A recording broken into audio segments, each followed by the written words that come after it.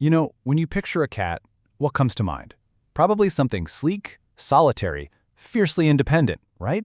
A lone hunter. But what if I told you that the most famous cat on the planet, the African lion, basically throws that entire rulebook out the window? It seems like such a simple question, doesn't it? But it gets a lot more complicated when you realize that one of the most iconic members of the cat family decided to go down a totally different evolutionary path. For pretty much every other wildcat out there, this is the game plan. The leopard, the tiger, you name it. Life is a solo act. They're the absolute definition of independence.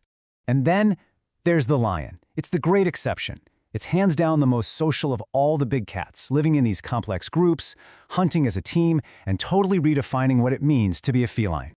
So let's get into it. We're going to break down what makes the lion tick. First, we'll look at their individual toolkit. Then we'll explore their one-of-a-kind social life, dissect their incredible hunting strategies, and finally, look at the brutal challenges they have to face just to survive. All right, first up, let's just focus on the individual animal. Because before we even get into the whole group dynamic, you can see a huge difference from other cats just by seeing a male and female lion standing next to each other. And there's a term for this. It's called sexual dimorphism. With lions, it's not some subtle little difference. It is one of the most dramatic examples you'll find anywhere in the animal kingdom. And I mean, the numbers really tell the story here. A male can outweigh a female by up to 70 kilos. That's huge. And he stands quite a bit taller. And then, of course, you've got the most obvious giveaway, that incredible, iconic mane. That mane, it's not just for looks. Think of it more like a giant biological billboard.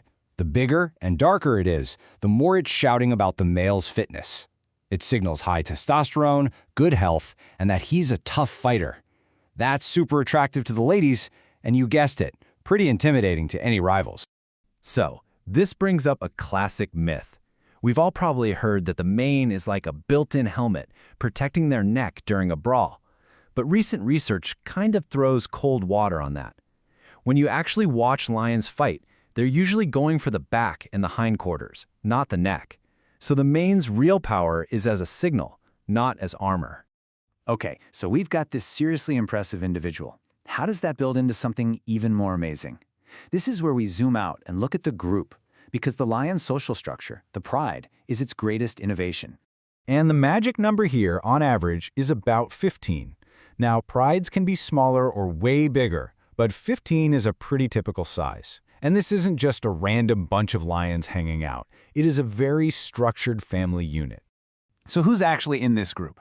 Well, the heart and soul of the pride is a group of related females. We're talking sisters, moms, daughters, who stick together for life.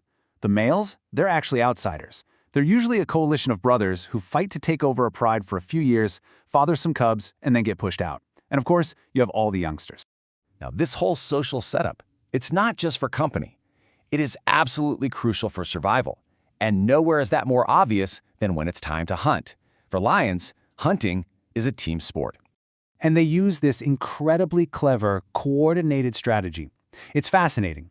Each lioness often has a favorite position. Some act as the wings, spreading out to cut off any escape routes. Others are the centers, just lying low, waiting for the ambush. Then the wings charge, and they funnel the panicked prey right into the trap. It's brilliant. You know, an ecologist named Philip Stander, who studied this for years, came up with a perfect analogy. He said it's like a rugby team strategy. And that just hits the nail on the head, right? It's this coordinated play with different positions, all designed for one outcome. And does it work? Oh, yeah. This data just blows my mind. A lion hunting all by itself has a success rate of about 2%. That's not great. But when they work together as a team, that success rate jumps to 27%. That is a massive, game-changing advantage. But, and this is a big but, even with this incredible teamwork, a lion's life is anything but easy.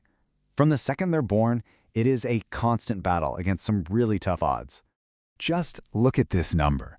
It is absolutely staggering. In some places, as many as 80% of lion cubs don't even make it to their second birthday. I mean, that is one of the toughest starts in life you can imagine. So why is it so hard?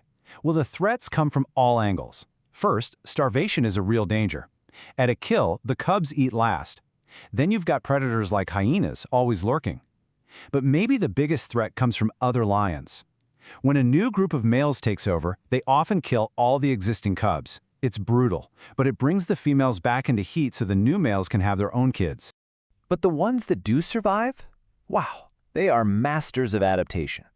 Just look at the difference between your standard savanna lion and the desert lions in Namibia. To handle less food, their prides are tiny.